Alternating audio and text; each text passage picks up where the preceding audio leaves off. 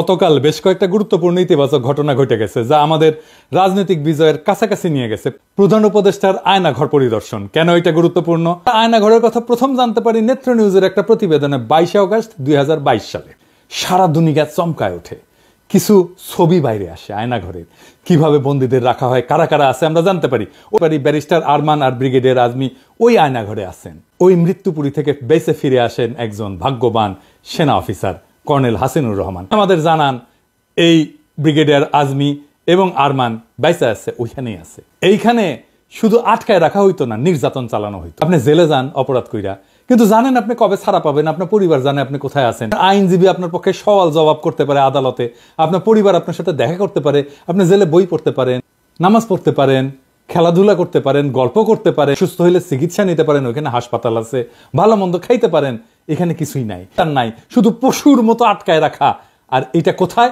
ক্যান্টনমেন্টের ভেতরে। নেত্র নিউজের প্রত্যেকটা বর্ণ সত্যি ছিল।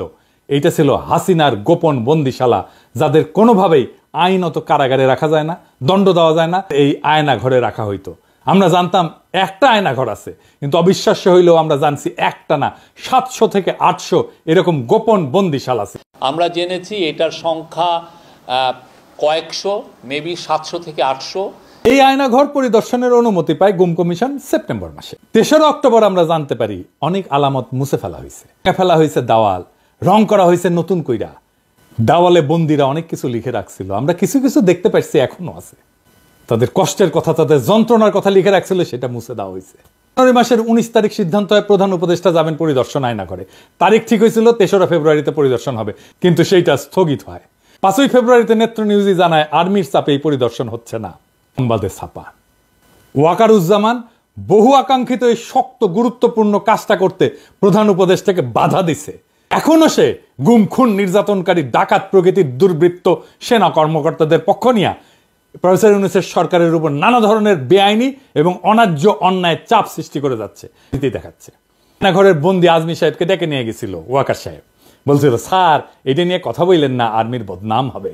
আপনার কি দরকার স্যার, আপনি বলেন।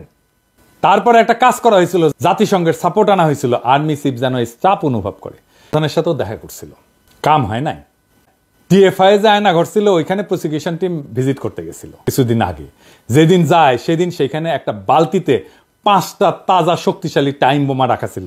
প্রসিকিউশন টিমের একজনের চোখে ভাগ্যক্রমে বাড়ায় থাকা একটা তার চোখে পড়ে, তাই কোনো দুর্ঘটনা ঘটার আগেই সেই বোমাগুলোকে নিষ্ক্রিয় করা হয়।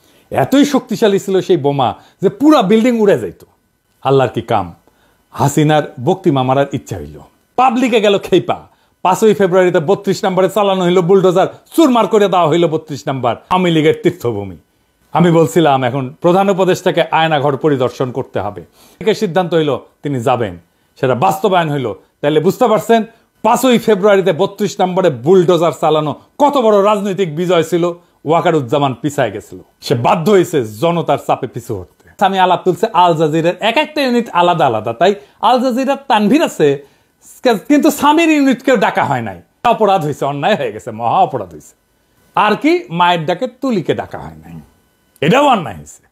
এর জন্য নাকি দায়ী আদিলুর রহমান শুভ্রা, রেজনা হাসান। তুলি হইতেছে দুধ ভাত, আল জাজিরার 2জনকে কেন ডাকা হয়নি, এটাই আসলে আসল ইস্যু। আচ্ছা এবার আপনারা বলেন আয়নাঘর নিয়ে আওয়ামী লীগেররা কি বলতেছে? বলতেছে কেন 6 মাস লাগলো ভিজিট করতে, বলতেছে না এটা এই সময় বানানো হয়েছে, বলতেছে না কেন নতুন, এটা বলতেছে না এটা নাটক, বলতেছে না। বলেন এটা কোথায়?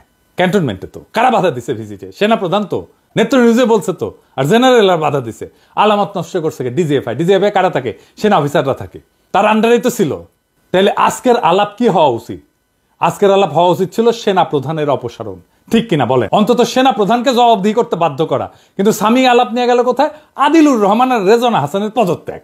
কোন জিনিসটা পলিটিক্যালি গুরুত্বপূর্ণ? ওয়াকারের সমালোচনা নাকি এই 2 উপদেষ্টার সমালোচনা, এমনকি পদত্যাগ দাবি করা? 2 উপদেষ্টা যদি আল জাজিরার আরেকটা ইউনিটকে না ডাইকা থাকে তাহলে তো খুব ঠিক কাজ করছে। আপনারাই বলেন, আর একজনকে নেওয়ার যদি স্পেস থাকতো, আর একটা সাংবাদিককে, আর একটা সংবাদ মাধ্যমকে, তাহলে আল জাজিরার আরেকটা ইউনিটকে না ডাইকা এএফপি কে ডাকা উচিত ছিল না? এই এএফপির ইন্টারনেট কানেকশন ইউজ করে ইন্টারনেট ছাড়া অবরুদ্ধ বাংলাদেশে গণহত্যার খবর সবাইকে জানাইতে পারছে দেশের বাইরে সবাই। কি ভূমিকা ছিল ফ্যাসি বিরোধী লড়াই সেটা সবাই জানে। তাহলে কার হক বেশি, এএফপির নাকি আল জাজিরা, যাদের একজন আছে তারপর আরেকজনকে নিতে হবে? সঙ্গে ফ্যাক্ট ফাইন্ডিং কমিশন 1 জুলাই থেকে 15 আগস্ট পর্যন্ত যা যা ঘটছে তার একটা রিপোর্ট করছে। সেইখানে তারা বলছে হাসিনা সরকার গুরুতর মানবাধিকার লঙ্ঘন করছে, এটা হাসিনার নির্দেশেই হয়েছে। এমনকি হাসিনা আন্দোলনের সংগঠক এবং সমন্বয়কদের হত্যা করে তাদের লাশ গুম করে ফেলার নির্দেশ দিচ্ছিল বলে জানাইছে জাতিসংঘ। তবে এই রিপোর্টের 7 নম্বর পয়েন্টটা খুব গুরুত্বপূর্ণ। ইংরেজি যেহেতু কইছে তাহলে ঠিকই কইছে, কিন্তু আমি বাংলা করে কইতেছি। কইছে সেনাবাহিনীর দ্বৈত ভূমিকা। সেনাবাহিনী দ্বৈত ভূমিকা পালন করেছে। প্রথমে রাষ্ট্রীয় দমন পীড়নের অন্যতম প্রধান শক্তি হিসেবে, তারপরে শেখ হাসিনার শাসনের অবসান ঘটায় ক্ষমতার পরিবর্তন ঘটানোর ক্ষেত্রে গুরুত্বপূর্ণ ভূমিকা রাখে। 2024 সালের 20 জুলাই সেনাবাহিনী মোতায়েন করা হয়, যারা পুলিশ, র্যাব, বিজিবির সঙ্গে মিলে সহিংস দমন পীড়ন চালায়। সেনারা বিক্ষোভকারীদের উপর সরাসরি গুলি চালায়, আমরা ভিডিও দেখছি। ফলে বিচার বহির্ভূত হত্যাকাণ্ড ঘটে এবং গণগ্রেপ্তার অভিযানে চালানোর জন্য একটা আড়াল সৃষ্টি করে পুলিশ বাহিনীকে। যেই সময় সবচেয়ে বেশি সমালোচনা হওয়া উচিত ছিল আয়না ঘরার মিলিটারি গ্রেডের অস্ত্র দিয়ে গুলি করে বিক্ষোভকারীদের হত্যা করার সেনা প্রধানের ভূমিকা নিয়ে, সেই সময় দাবি করা হচ্ছে আদিলুর রহমান শুভ্র আর রেজওয়ান হাসানের পদত্যাগের। কারণ আল জাজিরা শুধু একটা ইউনিটকে ডাকা হয়েছে, 2টা ইউনিটকে কেন ডাকা হয় নাই? এই প্রসঙ্গে আমার একটা মজার একটা কৌতুক মনে পড়লো, স্বামী কিছু মনে করেন না। এক ছোট বাচ্চা শার্ট কিনবি, আবেগ করছে বাবা বাবা শার্ট কিনবো। তা বাপ কইছে যে বাবা আমি তো যাইতে পারবো না, তোমাকে টাকা দিলে তুমি কিনতে পারবা। হ্যাঁ কিনতে পারবো। 100 টাকা দিছে। বলছে দোকানদাররা কিন্তু খুব খারাপ, বুঝছাও, তুমি যে দাম চাইবে না তার অর্ধেক বলবা। বলছে আচ্ছা ঠিক আছে বলবো। দোকানে গেছে, শার্ট পছন্দ হয়েছে, দাম চাইছে। কত দাম? বলছে 100 টাকা দাম। বলছে 50 টাকায় দেবেন? বলছে আচ্ছা ঠিক আছে তুমি 50 টাকাই দাও। বলছে 25 টাকায় দেবেন? আচ্ছা ঠিক আছে বাবা তুমি 25 টাকাই দাও। 12.5 টাকায় দেবেন? তখন বলছো বাবা তোমার পয়সা দিতে হবে না, তুমি এমনি এমনি নিয়ে যাও। তাহলে আমাকে 2টা শার্ট দিতে হবে, মানে এমনি এমনি দিলেও 2টা শার্ট দিতে হবে। এই হইতেছে স্বামীর আবদার।